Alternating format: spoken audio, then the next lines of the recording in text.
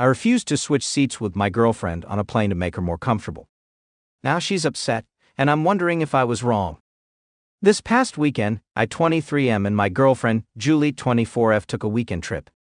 We're both students, so we had to budget where we could, so we bought basic economy tickets and just took whatever seats they assigned us. They were both middle seats, which was expected, but when we boarded the plane home, it was obvious that one seat was much better than the other. Julie was assigned to a seat between a very large man who was spilling into her seat, and a woman on her other side who wasn't as huge, but was still quite big. My seat was next to two medium-sized people. The thing is, I'm pretty big, 6'5", and 220 with broad shoulders. Julie isn't tiny herself, she's 5'10" and 165, but obviously she's much smaller than me. Julie immediately asked if we could switch seats, to which I said no. I knew Julie would be uncomfortable in the seats, but I don't even think I could fit between the passengers on either side of her. After some arguing back and forth, Julie sighed and went to her seat. I thought it wasn't a big deal, but Julie was very cold to me when we landed. I offered to get us dinner on the way out, but she said her back hurt from the flight and she wanted to lay down. I got the hint that she was upset about the seating arrangement. I told her it wasn't a big deal in the grand scheme of things, and it was only a 2-hour flight, and that it's better her than me because she's smaller. She told me to drop it and just drive her home. That night I went to hang out with some of our mutual friends. Julie had originally planned on coming with two, but she did not come. They asked where Julie was, and I told her she was upset with me. When I told them why, the general consensus was that I should have switched seats with her because it was the chivalrous thing to do, though some people agreed Julie was overreacting. They said it wasn't about who was bigger, it was about me protecting my girlfriend. Now I kinda feel like a D, and like I should apologize. Was I wrong for not switching seats with Julie?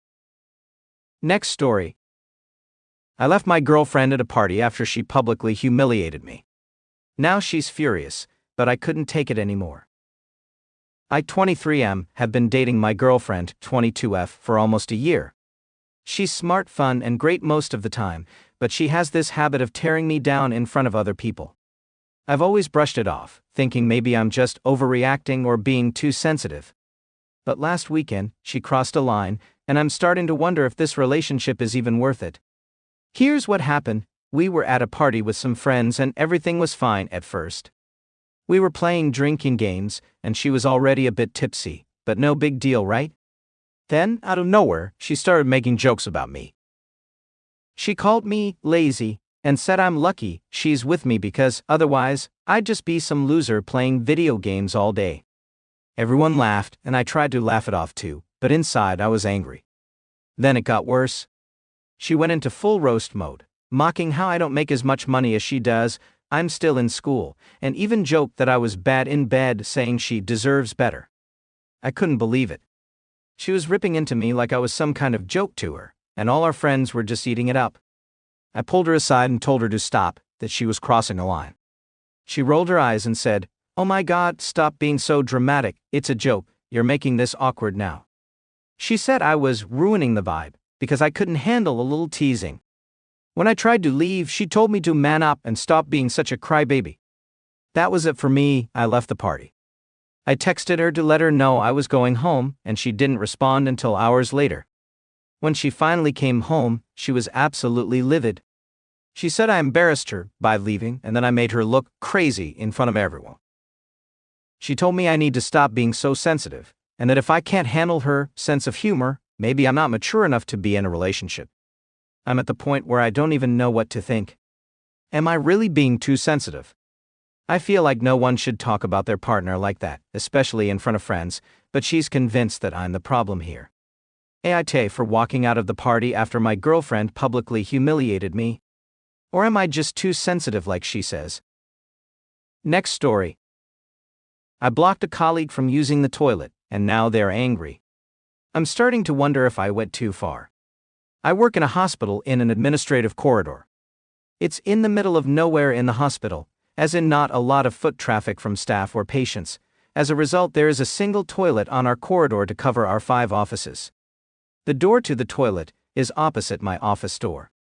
We all go on break and lunch together 90% of the time, leaving the corridor empty for 30 to 50 minutes.